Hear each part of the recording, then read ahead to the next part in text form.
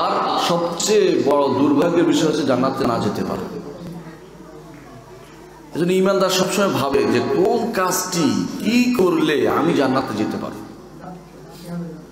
ঈমানদারের সবচেয়ে বড় প্রাপ্তি হচ্ছে জান্নাতে যাওয়া।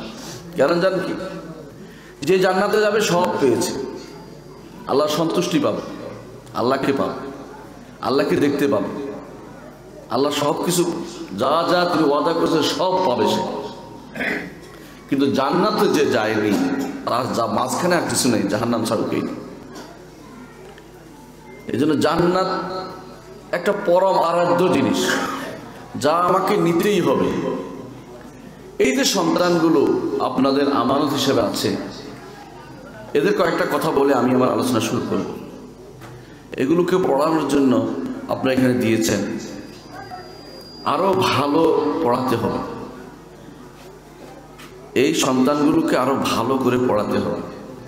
আমি ভুল ধরি না এটা, যে যেটা বলা হচ্ছিল যে সাদাকাল্লাহুল আযীম বলা হলো কেন, এটা ভুল ধরে আমার উদ্দেশ্য না।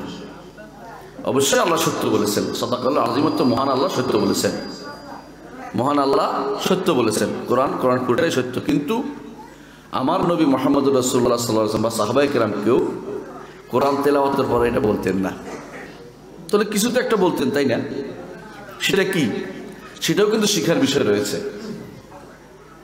আমাদের সমাজে সেটা শিখারও দূরে হয়ে গেছে, আমাদের অনেকে সেটা শিখাই না। সেটা কিন্তু শিখতে হবে। সুবহানাকাল্লাহুম্মা ওয়া বিহামদিকা আশহাদু আল্লা ইলাহা ইল্লা আনতা আস্তাগফিরুকা ওয়া আতুবু ইলাইক। এটা হচ্ছে যে কোনো কিরাআতে বসা, যে কোনো কথা শেষ করা পরে এটা পড়তে হয়।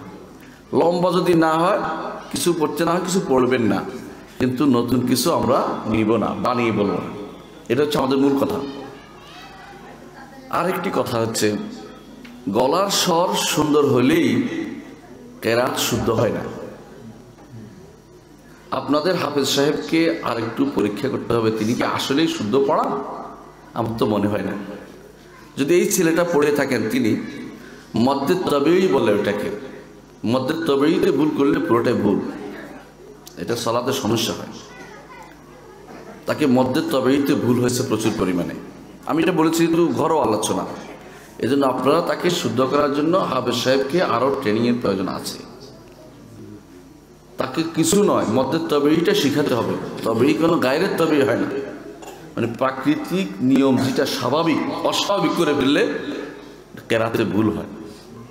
ছেলে শুদ্ধ পড়তেছে, তার গলার স্বর আছে, ভালো লাগতেছিল, কিন্তু মদের তবেই যেন ভুল না, খেয়াল রাখতে হবে আমাদেরকে। এরা আমাদের আলহামদুলিল্লাহ ভবিষ্যৎ আলেম। আমরা আজ আছি, কাল নাই। আমাদের মুরব্বী ডক্টর খন্দকার আব্দুল্লাহ জাহাঙ্গীর রহমতুল্লাহ আলাইহি আল্লাহ নিয়ে গেছেন। তার জায়গা পূরণ হওয়ার মতো ঝিনাইদহ এখনো তৈরি হয়নি। এরকম লোক তৈরি করা দরকার, যারা একজন না হলে আরেকজন আসতে পারে। আছে অনেক এরকম লোক হতে হবে। আমরা দোয়া করছি আল্লাহর কাছে যেন এরকম লোক তৈরি হয় এই মজলিস থেকে। আল্লাহুম্মা আমিন। আল্লাহ যেন কবুল করে, আপনাদের সন্তানরা যেন সে স্থান দখল করে। আমিন।